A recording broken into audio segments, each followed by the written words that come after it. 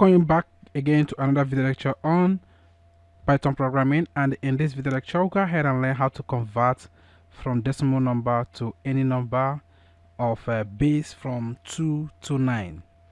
So let's go ahead and say we have to first of all create integer variables of let's say num1 is equal to, go ahead, int, and here we're going to accept input from the user. Let's say int let's say insert number to convert. So insert number to convert. Then the next one is the base number. So for the base number, you go ahead and say int, and we go ahead and choose that. So go ahead and say choose conversion base or base conversion, or choose the base,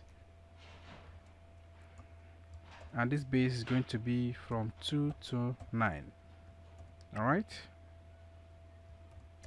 so the next thing we need to do is we go ahead and use an if statement.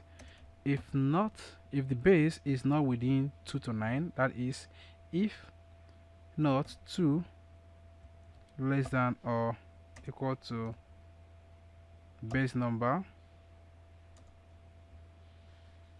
less than or equal to 9, then you go ahead and quit the program. So go ahead and quit the program. Now let's say num2